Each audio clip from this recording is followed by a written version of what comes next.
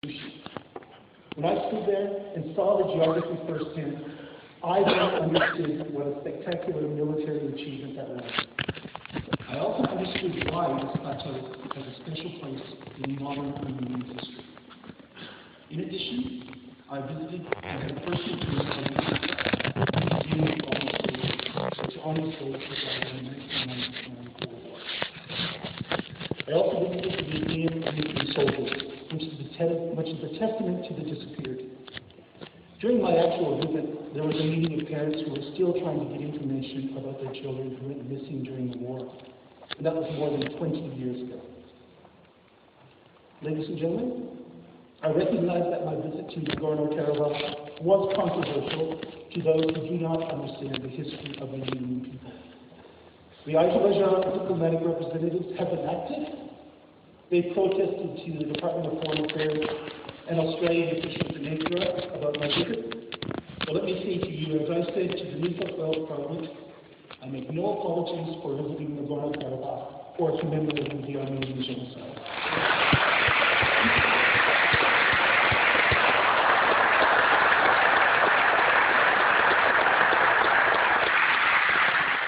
In the 10 months since I've become a member of Parliament, my relationship with the Armenian community has grown and continues to grow.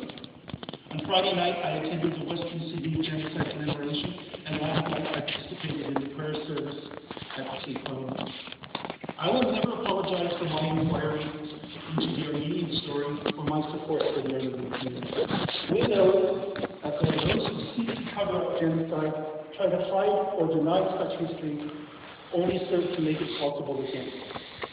That was Adolf Hitler's very point when he said, in August 1939, who, after all, speaks today of the annihilation of the Armenians?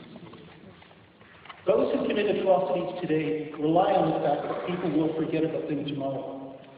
Mercifully, the Armenians have survived and flourished as a people and as a state.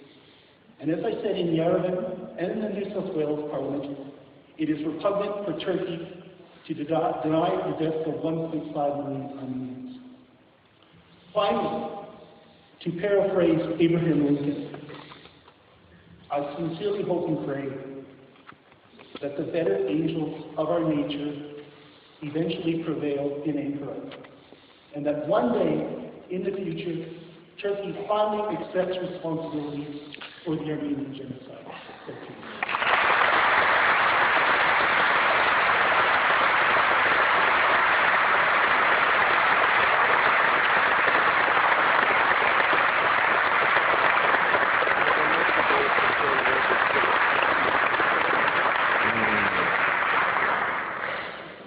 Ladies and gentlemen, please welcome the New South Wales Greens, David Shuberg, New South Wales MLC.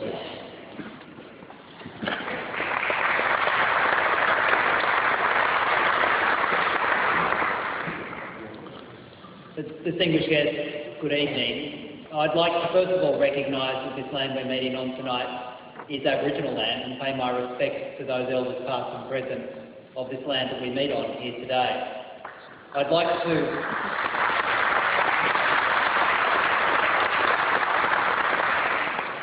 I come here on behalf of the New South Wales Greens, my fellow parliamentary colleagues here in New South Wales, to give our support to the Armenian community, to say that we, like all other right-thinking parliamentarians, will not forget the Armenian genocide.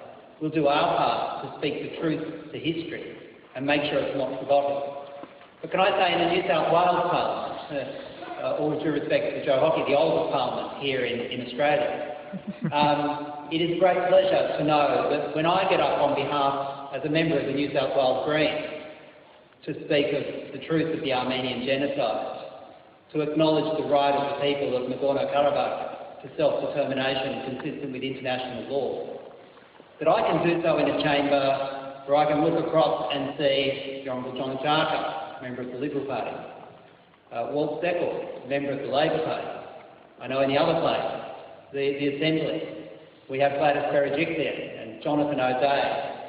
And I know that it's a parliament where we're united to acknowledge the past and united in recognising the fact of the Armenian genocide the Armenian, Greek and Assyrian genocide.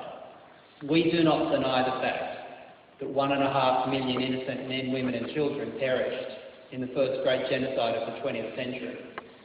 And it's that united stand that gives us strength. When I got the missive from the Turkish consulate after my speech and recognition, that I knew that I had that united stand with which to meet it and to recognise the truth of the matter. So, of course, Australia and Turkey are great friends. We are strong friends, and that's a friendship forged from both countries recognising the truth of our relationship that commenced effectively in war. And it's a truth that's recognised tomorrow on Anzac Day. But as great friends, we must be truthful to each other.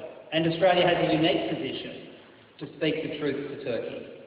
And just like we see in the New South Wales Parliament, where recognition of the truth, acknowledgement of the fact of genocide, is blind to the political persuasions of the members of that chamber, I look forward to being the same situation in our federal parliament, when politicians blind to political colour recognise the facts of the Armenian, Greek and Assyrian genocide and call upon our nation to state that fact to our friends in Turkey.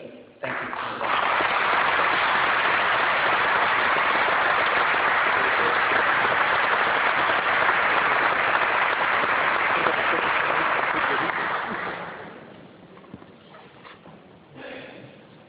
I now welcome Garen Bogosakian on violin and Miss Yela Margot Asfer to perform De La Yama.